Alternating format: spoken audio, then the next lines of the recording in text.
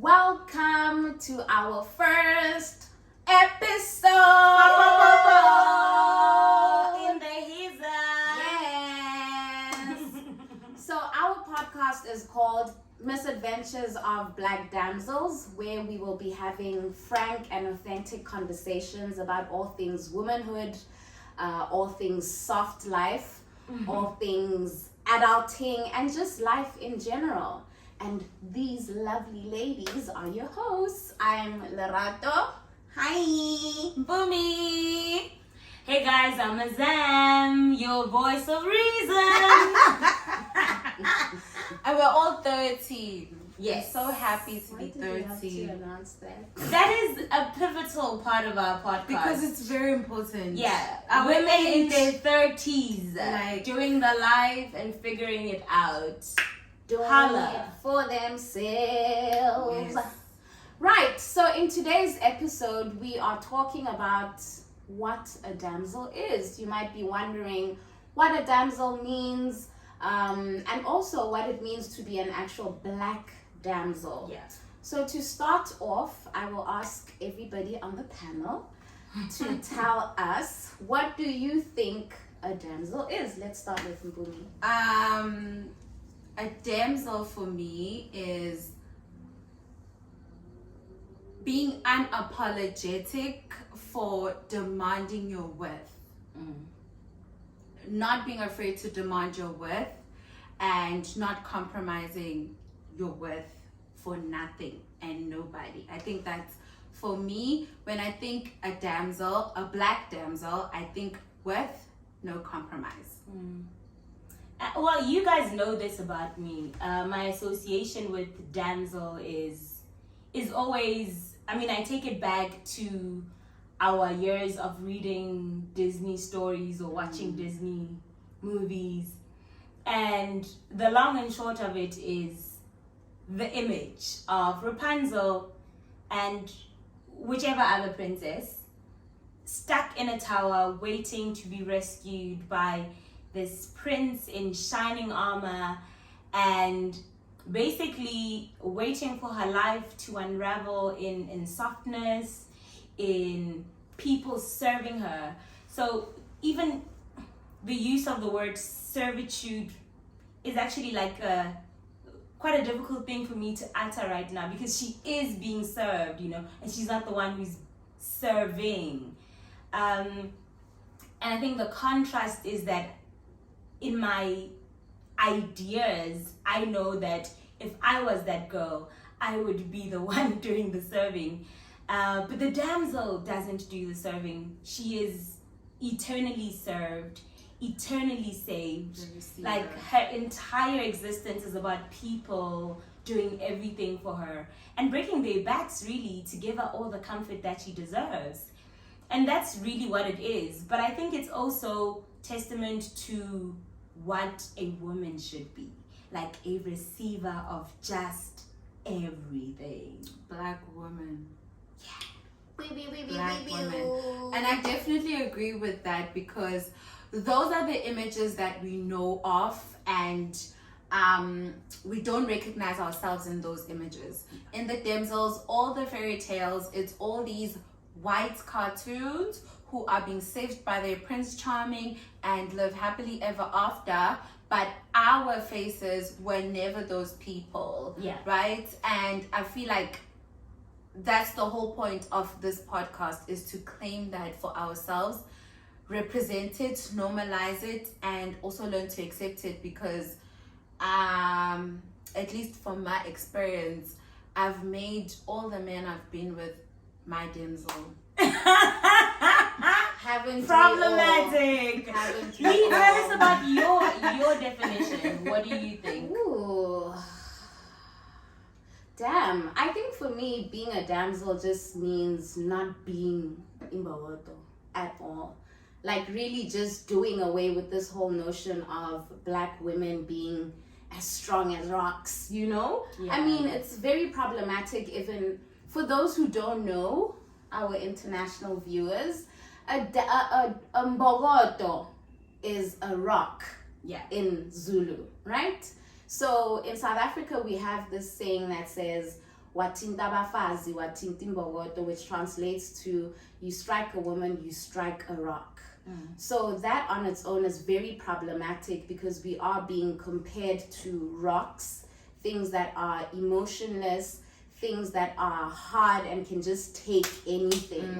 So for me, being a damsel means just being soft, and not soft in a way where you are tolerant of everything that comes and is being thrown at you, but then being soft in the sense that you are allowed to live in your femininity and you are allowed to be gentle and to be the embodiment of what a woman is and what white women have been portrayed as being soft and feminine. So yes, that's what it means to be a damsel for me. Being able to ask for things and actually demand them and expect them to happen. Demanding, I feel like, and demanding is we are the education of demanding right now. We are just constantly trying to push ourselves to just not suss ourselves up for our needs, our wants, our desires, but just be like, yo, I want this, I want that, I don't want this, I don't want that, take it or leave it. It's a take it or leave it lifestyle. I have a weird relationship with demanding, and I think the disconnect for me is the work of having to remind another person to do right by me. And I think I find that term demanding like super problematic for me to reconcile with, because I think if I am in your presence, and you see me in my being, in my state, and you appreciate the person who is standing in front of you, I shouldn't have to utter. I don't have to remind you. I don't have to, and your presence being there is enough. It's everything. I don't have to say to you or act in a way that reminds you to act right by me, you know. And I mean, we see this across board, you know. We see this in like intimate love relationships, in friendships, in work. Child. Work is trash. Work is the trashiest place, and it's not for us. It's not. And I mean, I think, you know, we come from a highly racialized society, and we can really appreciate how hard it is to be a black woman in the workspace.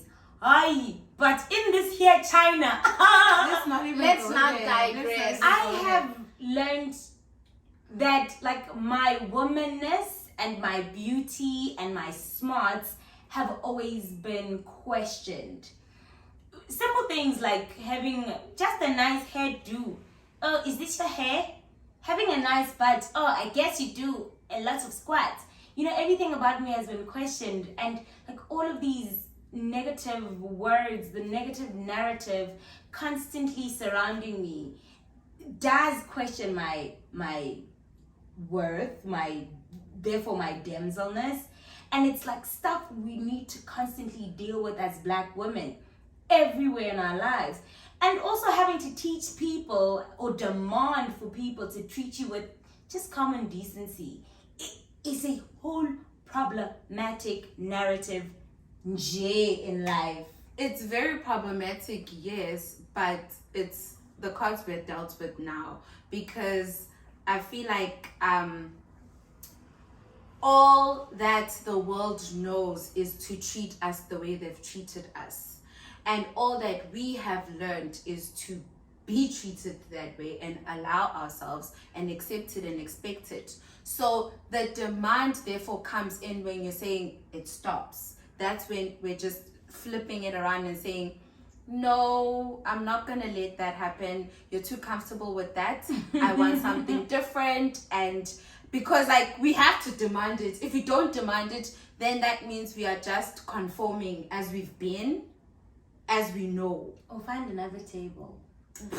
I mean, altogether. seeing as Mpumi, you've touched on, historically how we are treated comes from, I'd like us to go into our next section. What do you think? Where do you think is this treatment coming from? What is the history of being a Black woman? So the treatment in our communities, where does it come from? I mean, this is a sad thing, As soon as we think of Blackness, we enter like a whole sphere of like social, political, economical, colonial conversations. Oh, and I think my God. the positionality of a Black woman already is indeed the hardest. I know a popular American saying. Marvin. A popular American saying, that says and I think this was said by Malcolm X.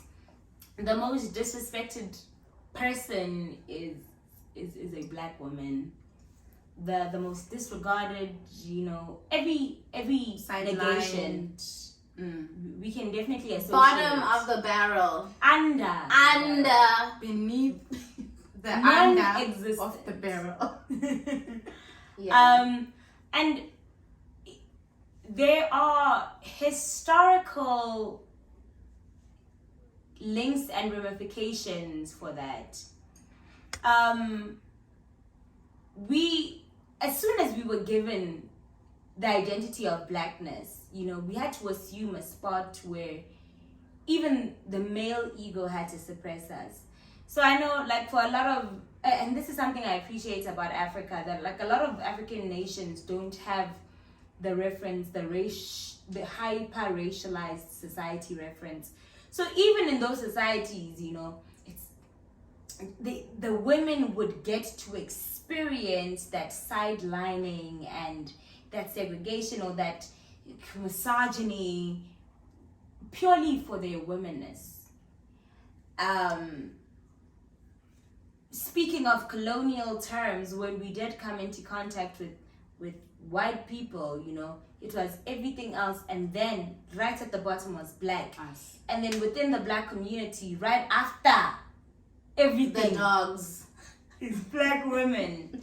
And so for general society, Black women or the Black woman positionality or existence has never been appreciated as human. Yes, that's what I was thinking right now, is that I don't think the world has ever gotten to a point where we have been considered as human beings. Yeah. It's always been, even the way we are described as a rock. Yeah. Can you understand? We're not being described as a flower or something that's delicate, living and breathing. Mind you, the most beautiful creatures. We are still described as rocks. Yeah. I don't even know what the description is for a man. there is none. So I feel for me, I can say, not historically so, but I'm just thinking in my upbringing where I would constantly fight with my mother because she would give my brother so much slack on every and anything, and he's older than me, but he would literally be treated like the queen of the household because he's the prodigal son. He's the golden boy, and I would be the one scrubbing the floors. I'm the one who must still come home. I'm still coming home, guys. And the irony of this, I'm still coming home with the good grades. I must still I'm be a good child. Yes, I must be a good child. I must. My brother did all the nice things that you do in the streets, young, wild, and black and free, And every time I would contest any little thing, my mother would protect him. So I know for sure where I stand. I feel like, at least for black men are groomed, not even groomed, they are allowed to be free and wild, and we are groomed to just be a certain box or silhouette of some sort, like a rock. And so yeah, I know for sure, in my understanding of where I know and where I understand the way society treats me and how I expect society to treat me, is the way I saw even the way things worked in my own household growing up, to say, oh, okay, so I must conduct myself in so and so manner in the world, and it's okay if a guy carries himself out in so and so and so. Like, it was like, it's normalized. And when I saw it, I never contested it outside of the gates of where I grew up. Yeah, I mean, taking it back though to like the historical context, you definitely also see that in whatever historical dispensation, the black woman has always been at the disposal of everything else and everyone else. You know, she's been the most raped, she's been the most worked, she's been the most exploited. Sarah Batman was taken all the way to the European lands to be an exhibition. Yeah. And this is a woman with full life and breath. And because she's a black woman, like, there was no appreciation for who she was, you know? And she was just made into this token or whatever that could be in any which way viewed and in any which way examined by public folk. Oh, it's disturbing. I mean, I can't begin to explain or appreciate like the hardship of a black woman and the creation of a black woman, you know, because the creation of a black woman was always meant to bring death. Wow. For me, wow, guys, hey, you guys didn't talk. God damn. Well, for me, I don't know. The history is very difficult to trace back because we've played so many roles throughout history. You know, as you were saying about Sarah Batman, and I really like that you touched on that.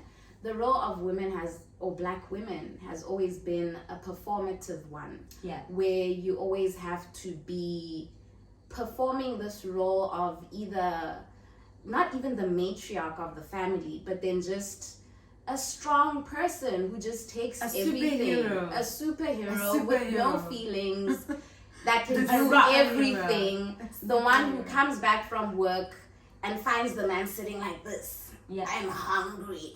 And you still have to cook for that man. You still have to make sure that your kids are fed. You still have to bathe your kids. And then the little energy that you have left, you can't even give to yourself. You are praying to God. The God.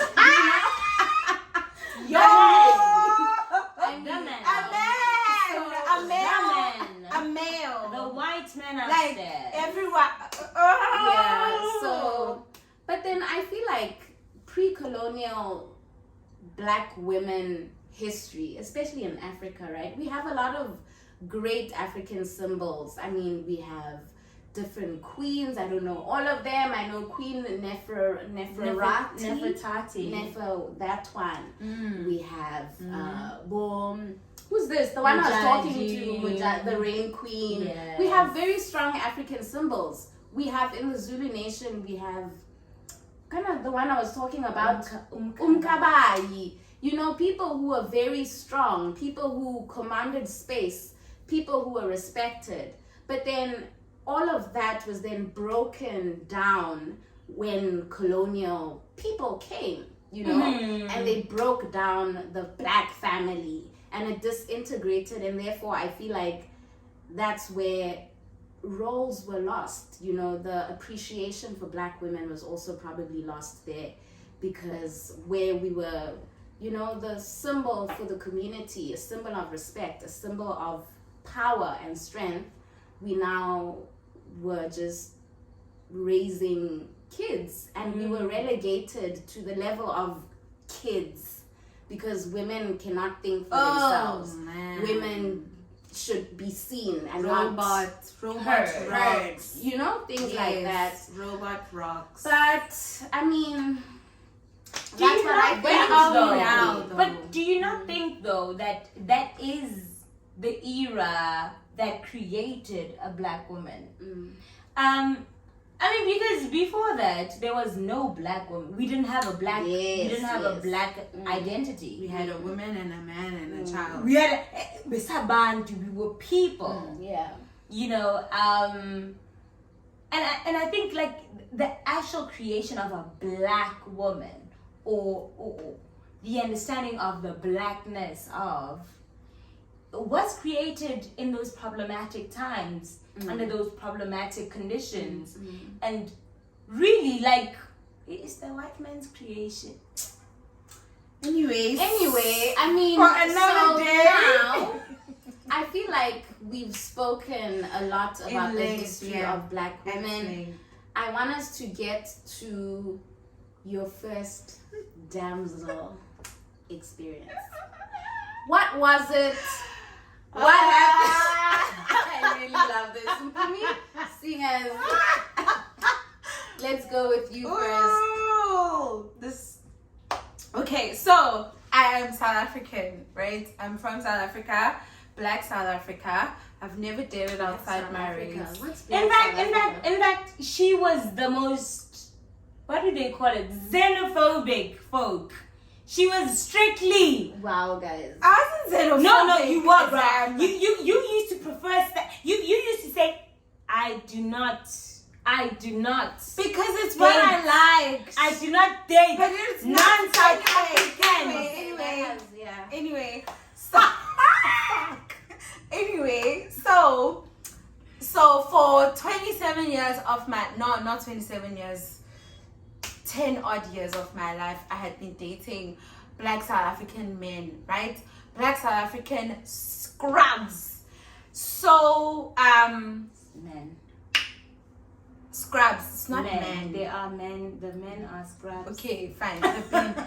So anyway, that's all I knew, that the ride or die girl, the things that I've done, guys, I've given men my car, I've given these men my credit cards, I have bought them shoes to go to work.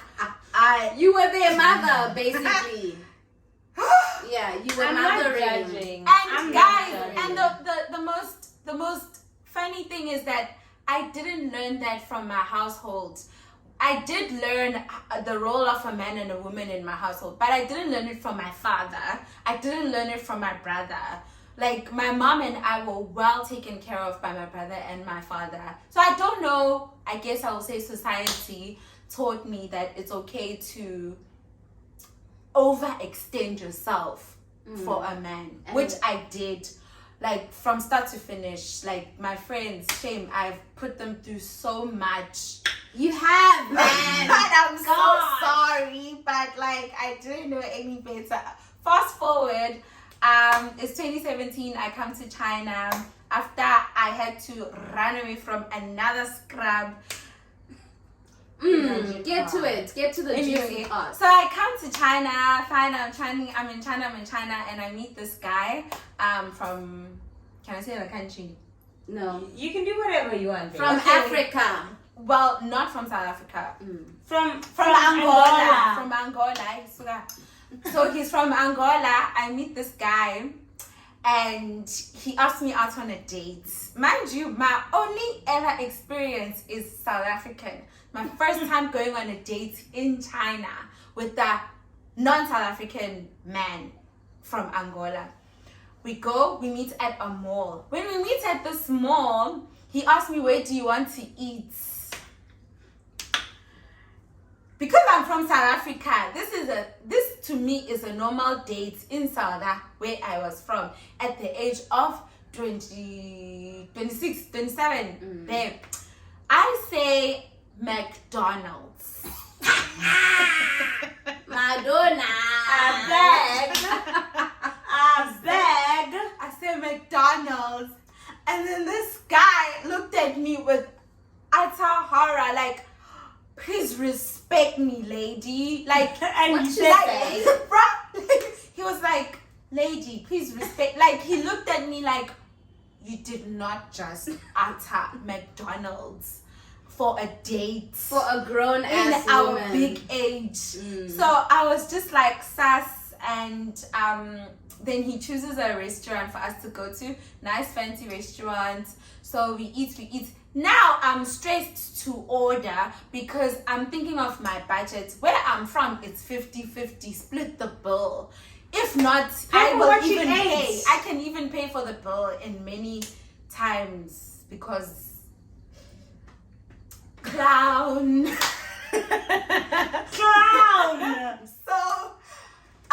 So like I'm ordering like very things that I feel like I can afford, right? And he's like, why are you not eating? Like, what's wrong? Are you not hungry? And I'm like, no, I'm okay, because I'm like, if anything happens, I need to fit this bill, you know?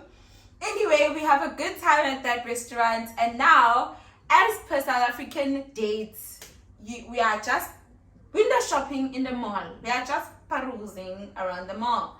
And that's where I thought things would end. So we walk into this shop and I see these shoes that I really like. I'm like, oh, these are nice shoes. And guys, let me tell you, in that relationship, I was Cinderella. Not just He scrubbing asked- floors. Wait, he asked that. He was like, okay. Cinderella. He was like, okay, bring the mirror. And then he brought the shoes. He knelt down and fit the shoes on me. I was just like, a damsel. And he put them on me. It's like, he was even angling the mirror so I can see if I like the shoe. Like, I was this girl. And then he's like, do you like them? I'm like, yeah, they're really nice. But like, yeah, anyways, whenever I have money, yeah, I'm here to feed my baby. And then he's like, no, don't worry. He bought me the shoes. I said, sha. Wow. God. Wow. Look at you. Look at God. I said, so he didn't expect anything in return. He didn't even kiss me that day, guys. He didn't wasn't groping. like, he wasn't even insinuating any kind of transaction that was going on. To him, where he is from, whether it's your girl, it's the next lady on the street, you treat a woman with respect and you take care of a woman regardless. And throughout that relationship, I had to continuously unwire the things that I knew from my prior experiences in relationships, like the independence. I had to like let go of those things because there comes this man who really just wants to take care of me. He wants to take care of my child, and he's not trying to make me feel as if like I'm at his mercy because he's taking care of me. He never uttered any such words where I felt like, yo, because he's doing 1, 2, 3 for me, now I must give your never. body. And it was an unlearning for me, and that's when I started resenting South African black men. I was like, ha! All my life, You had to fight. Here I am, and he maintained the Cinderella thing, guys. Like, every time we would go out or leave the house, he would put on my shoes for me. We'd be standing at the door and he's putting my shoes on, coming in and getting out of the house. It was a norm. Like, that's what he used to do. I was his Cinderella. He must always fit the glass shoe on me. You know, I'm on eggshells. And he claimed me, and I was able to claim him So yeah, after that, I could not look back anymore. I feel like after that, that's when I started like understanding, like, okay, so I can actually acquire all the things that I've always desired, but I've always been afraid to articulate, because I feel like if I do articulate them, that the guy will leave me. If I say, please pay this for me or do this for me, he'll be like, yeah, you're being a gold digger. Yay, footy. Men. And they say like gold digger. You just know the bin. You know, there's like that person is not ready to be in a relationship. He's just, and like South African men don't mind to watch you wake up and they're sleeping and you are going to work, and then on your payday, on your payday, they say, is the money in yet? Yeah, wow. Wow. So yeah, that was my first experience of being a black damsel, and I will forever hold on to that, because that's how I know how to navigate relationships even today, in a place where I'm able to demand whatever I want, and I'm not afraid of the guy saying, oh no, you are being whatnot. And if they do, the bin, it's okay. I've got nothing to lose, as long as I've maintained myself and I've not compromised. Girl, I'm good. Yeah. Azam, what's your first black damsel experience? Well, you know, the best man in the world. Okay. You know, it's really not a major thing, but like I remember on our very first day, like the very first time we met, I remember him taking very intentional care of me. Like from the time we left church, when we first actually laid eyes on each other, to the time we got to the friend's house, and we were friends with the same guy. And I remember him telling me he's gonna cook for me, and indeed he stood up and he cooked that day at the friend's house. And I didn't get in contact with him until I really like scavenged for his phone number and found him. And then when we saw each other again, I just remember how it was a long story, but like the long and short of it, we ended up like at a bank where he needed to withdraw money, and then he did, and then we ended up like going shopping, because I had decided that day that I'm gonna sleep over, and obviously I hadn't packed a bag. And then he's like, we need to buy you clothes, girl. And then we go to the Zara, and then like he's like, pick for a week. And I'm like, oh girl, like my budget is for a sale, for a day, and it's not a sale. One outfit on sale. And I remember telling him, I don't think I can pick as pretty as you want me to. You know, I can't afford it. And he's like, excuse me? It's the insult. What are you checking? Yes. What's on your phone? It's the insult for me, I remember guys. telling him, no, I'm checking if my money is enough on my WeChat. Because we use WeChat money here in China. And he said, excuse me? Girl? What's wrong with you? Guys. Just pick. And I remember like still not picking, and he picked up clothes for me and like paid for all of this. But like even after that, the gentle care, man. The fact that like I never had to worry about rent. Bruh. I remember when we left China, a friend of mine was like, yo, she's never struggled like this. When that man was around, she would forget she was getting paid. She'd remember 3 days later. Yes. And be like, oh, they didn't pay me on this day. Let me... And that's true. Like, I remember my company would always back pay me because I would not keep up with that stuff. Like, I would just expect them to pay me. And because I never needed money, like, he was always there and present. I never needed. I started knowing need when he left.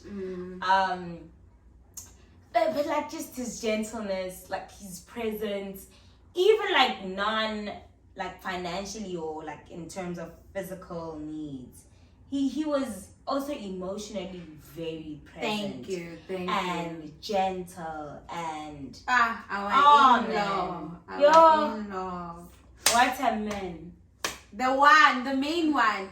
And that's the thing, like, we had to, and we were talking about this the other day. Hey, we were saying, like, we were so happy. Bro! We were so happy. Because we're not happy right now. Like, we were so happy. We were so Don't well say taken that, care guys, of. no. And we were so well taken care of. Like, there was I remember we were at the branch, the 011 branch this one time.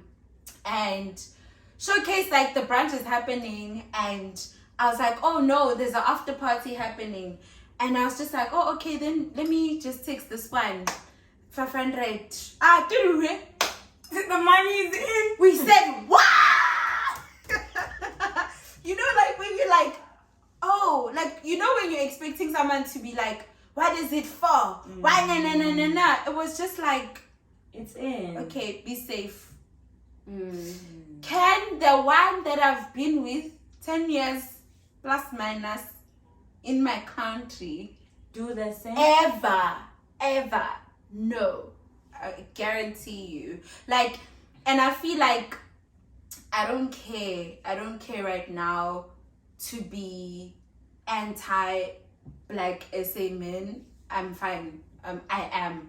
I know that because of my experiences, and I'm very much happy to go way outside of those borders, far and beyond, because I know even from our own brother that our mothers in my country, in my black community, groom our brothers, our fathers, our uncles to be damsels. Okay, right.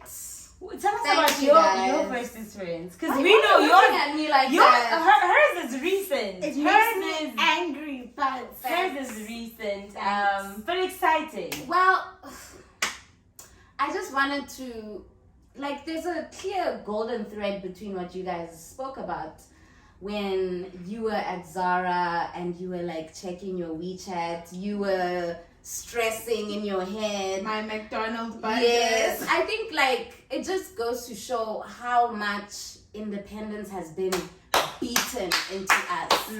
And we're not saying don't be independent. Be independent for this one.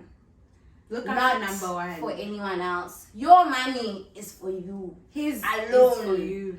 His is for us. No. And the family Okay. and the larger Yes. population. My damsel experience, it's not as exciting as your guys' It is. It's not. though. But then like, okay, so this guy, I met him like a couple of years ago. And we just exchanged WeChats and nothing ever transpired after that. And then months ago, I was like, hey y'all, wait. What? You're forgetting to say that you like to utter these words. I don't care for money. Wait. So then, this guy, okay, I hit him up. I'm like, hey yo, long time no see. And he's like, hey, wanna grab dinner? I'm like, okay. I get dressed up. Hey, you're looking like a little doll. And then he came and he picked me up in his car, which is a rarity for black men in China, right? No, especially in Beijing, yeah. In Beijing, yes. He picked me up. First thing, Miss Independent. I go and I grab the car door. We're fighting. And he's like, whoa. Firstly, I was grabbing the car door on the left. Because in South Africa, the passenger is the left. And then this side is the driver's seat. And he's like, whoa. And he was already outside the car. He's like, whoa, stoppy lorry. This is not South Africa. Let me open the door for you. So I actually had to go around the car and it's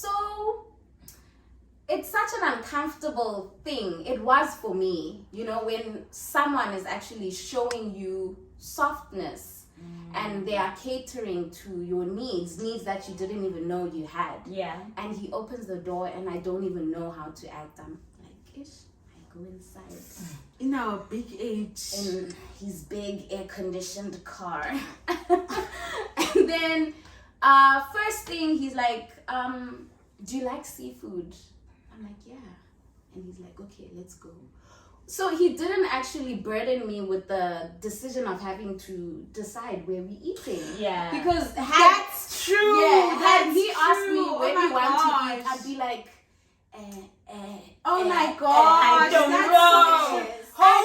so And also being asked that question means that, well, to us, it would mean suggest the place you can afford. Yes. You know? Yes. Suggest the place Yes. you can afford. Yes. And then I'll take you Because there. I'm giving you a ride right now. So basically, we went to the seafood restaurant. Hey, the menu is complex. Guys, damsels. You know when you're looking at the menu and you're looking for the cheapest thing on the menu. And the cheapest thing is usually fries or chicken wings. You know, you're trying But to... it's a seafood restaurant. Seafood restaurant. I mean, the food there was hella expensive, bruh. Bruh. I was like, I didn't know, can I with this little finger? You're already... You know, just say, I want this one. On You're the already telling your friends, like, guys, anytime now I'm gonna need a transfer. No, but then honestly, I didn't have those worries. I knew that I'm here to be, you know, fed. So, okay, I order fries and chicken wings. And he's like, is that it? I'm like, yeah. And he's like, he grabs the menu from my hand and he's like, have you never had crab legs? I'm like, crab? Me? And it's 300 kwai on the menu. And I'm like, ooh, no. And then he's like, let's get crab legs. Is there anything else you want? And I'm like, woo, okay, give me the menu. And I started just ordering things, knowing very well that I wouldn't eat because I have my girls back home. I must take a dog. We did not sleep that night. We were like, this girl is not talking. What is going on? Is she in love? I was. Okay, guys, I'm the lover of the group. If you want a role model, this girl right here. Calm down. Because continue I with knew, your story. I knew in this damsel life, I mean, you're gonna trip and fall because of old habits. They die hard. That's true. So, yeah, he was even feeding me. I'm like, I didn't know these things could happen. The It West was so is the mesmerizing. best, guys. The West is the best. And you know what? You know when it kind of snapped in my head and I knew that this guy could take care of me was when he looked at my nails. I had white nail polish on. Sorry. It was literally here on the tip, Barely. right on the cusp of my nail. Barely. And he was like, woo, girl, your nails. Is that a French manicure? I'm like, no, what are you trying to say? This is white childish. You know, it started at the nail bed. What you tripping for? So he was like, no, don't worry. I know a nail person. I have a nail person and I can take you there and you can get your shit done. And I'm like, oh, okay. That's unexpected. And yeah, overall, it was a great night. Yeah, so yeah, I think being in that space kind of just opened my avenues, or like it really gave me another perspective where I thought I don't have to be with scrubs. No, I don't have to be in struggle love. Struggle love is love- not a trend. Love doesn't only exist in spaces of poverty. For me, that's something that I really had to learn, because I've always been I don't care about money. As long as you love me, we gonna be likes alright. to say this, and like I don't understand. Even me, I've been with all the scrubs in my whole life until very recently, but I've never said I don't care for money. Well, I mean, it's something that we also need to address in later episodes, like learning how to receive. Because I struggle with receiving money. I can receive love, I can receive affection, but then things that are being taken care of is foreign for me, you know. So yeah, that's what we need to learn. Anyway, going forward, moving on. Now that we've What is your advice for future damsels? Oh my gosh. So one thing that I've learned from my experience shifting from being Mbokodo to being a damsel is that, number one, you have nothing to lose. You have absolutely nothing to lose. So do not compromise, because you've got nothing to lose.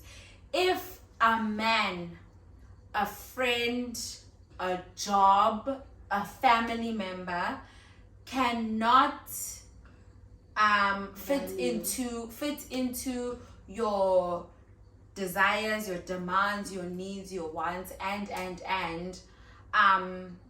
it's okay. It's nothing personal. Also, don't take it personal. Keep it moving. There will be someone out there, there will be people out there that will fit into your criteria. Do not compromise that for anything. Don't bend and adjust, and there's no need for that, because you've got nothing to lose. Like, especially, let me say, in romantic relationships, when you come in and you realize, okay, guy, like for example, recently I went on a very bad decision date.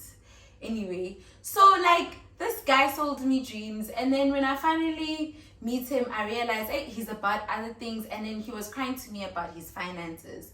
And in as much as I had enjoyed our conversations previously, before this date, I had to like just let go and cut those ties, because now the actual person that I'm seeing and I'm communicating with is communicating a different thing. I've got nothing to lose.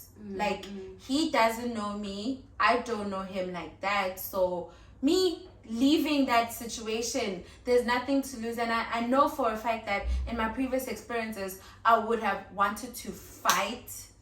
I don't even know why. It's not my mother's child, it's not my blood, but I would have wanted to fight for that person to firstly be financially stable, because he had expressed he's financially unstable, and then I would have wanted to be the glory girl who helped him come up. Barbra the No! Don't do it. Don't do it. Barbra. Don't compromise. Masakani. You've got nothing to lose. You've got nothing to lose, guys. And That's everything, and yourself to exit. gain, Just actually. exit. Please exit. Azam? For me, it's give yourself grace. Give yourself the room to grow. Know that you will backslide or like fall back into your old habits. But always remind yourself to get back up and dust yourself off the grass and take it again. Try again. It's not easy. It's absolutely not easy. Because these things are things you have done for so long unconsciously, they've become a part of you.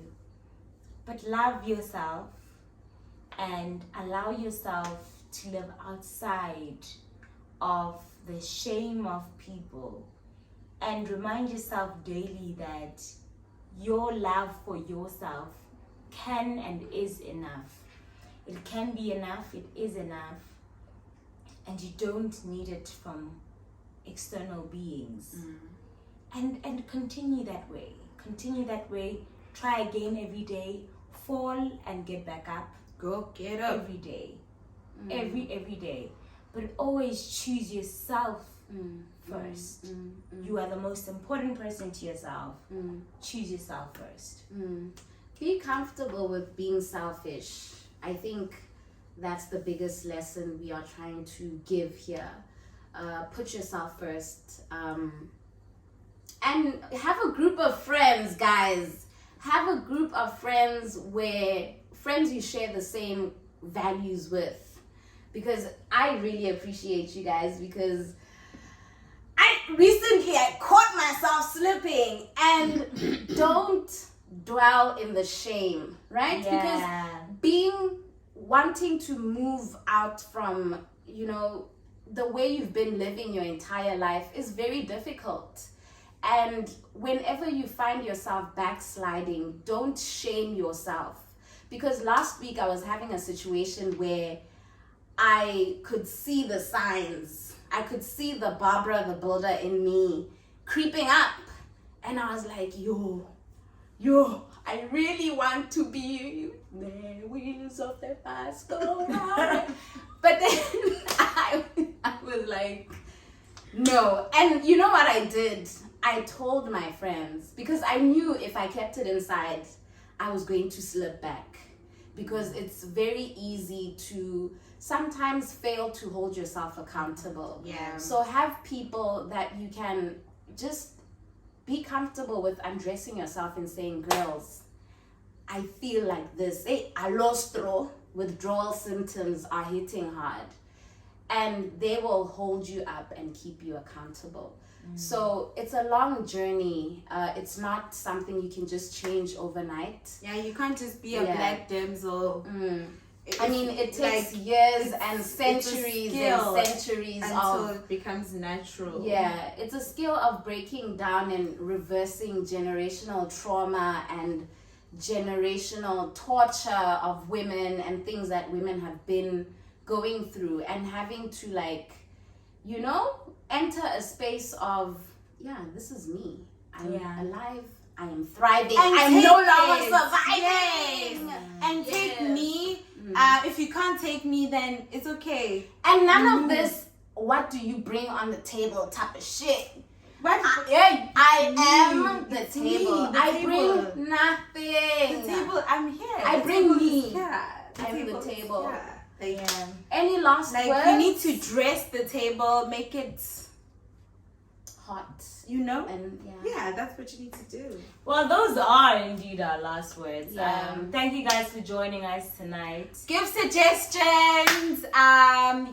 Comments, whatever you feel, so that we know. Don't comment whatever you feel. No, I just we need are to know. Damsels. No, we need to know. We are damsels going forward, and that is the way forward. You know what? And also rid yourself of non-damselness.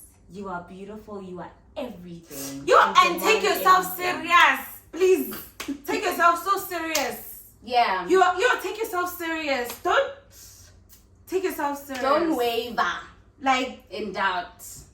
Thanks for tuning in, guys. Please like, share, comment, and subscribe. I believe this is